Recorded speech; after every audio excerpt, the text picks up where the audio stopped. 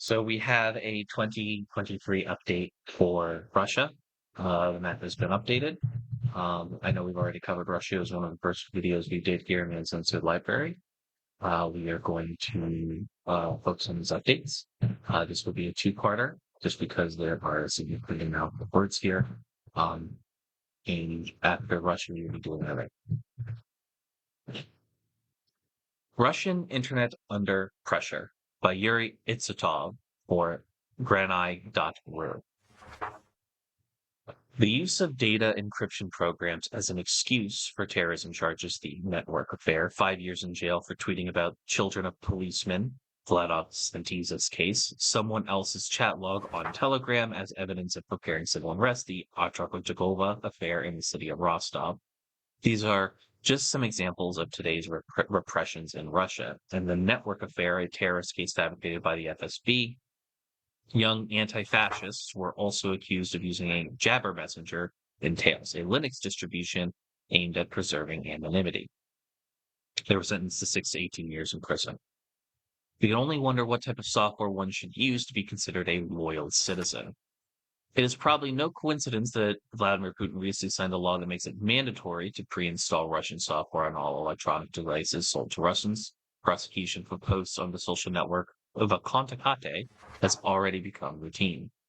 Its administration gives out all personal data of Russian users to the investigating authorities at first request. Recently, Communications Minister Maksud Shadev proposed giving security officials general access to citizens' data in order not to waste time for writing requests.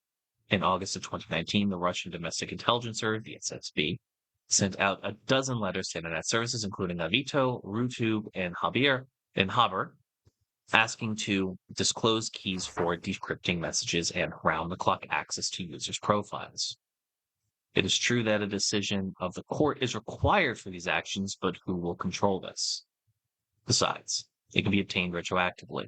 The Russian authorities try hard to reach user data from internet companies that are not so cooperative in sharing information with them. The methods are very original here, ranging from an Interpol notice to a molecular examination of a bicycle helmet on a user's profile picture. The case of blogger Konstant Ishitov from Chebarovsky, or trying to get a political prisoner drunk on cognac so he confesses to having shared a controversial text, as was the case with opposition activist Dmitry Trekikov, the Rostov boys. Vladav Morozov and Yan Sirodorov were falsely accused of rioting on the basis of somebody else's aggressive messages in a group chat. They were sentenced to 6.5 years. In the Novyi Velichi case, the man was evidence of a copy of group chats provided by Special Services agent Gordian Zelensky. In addition, someone had modified it. Apparently, on Telegram, the FSB can identify the owners of accounts and channels using a flaw of this messenger, which allows to find out a user's phone number by creating a large contact list with different numbers and trying them out.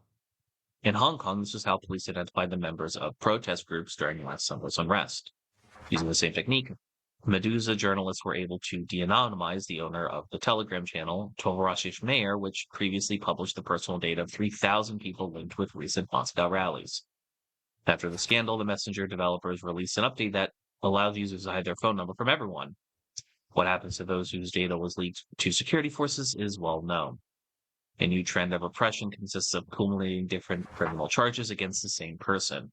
Diara Polodila, the leader of the leftist resistance movement, is simultaneously charged with justifying terrorism and calls for separatism, while the Bashkir nationalist Arat Delamunkatov was charged with 5 different extremist and terrorist offenses. The above-mentioned blogger Konstantin Ishitov was charged with the same time for rehabilitation of Nazism and the spread of pornography. He got sentenced to 3.5 years. More recently, blogger and businessman Alexander Kolomenstev became a defendant in 5 criminal cases, 3 of which are associated with the release of his video blog. The IT developers and online users, mainly young people, learn to resist censorship and snooping, unauthorized access to user data. In the face of state pressure, skills of encryption and bypassing locks have become indispensable for the survival of modern information environment, if you want to be aware of what's happening without getting behind bars. Hey, thanks for watching. If you want to talk to me outside of this video, outside of live streams, or just join the community and be a part of it, you can do so at himedia.gg/discord. Discord links there. We'd love to have you. And given the financial situation of the economy right now, I know this is a tall ask, but if you have the scratch to spare, please consider donating and becoming a supporter at himedia.gg/tip. All of our perks are serviced through our Discord channel, including early access videos, exclusive videos, and more. Your generosity is a blessing, and $1 a month is a boon to my mental health. Thank you so very much for watching.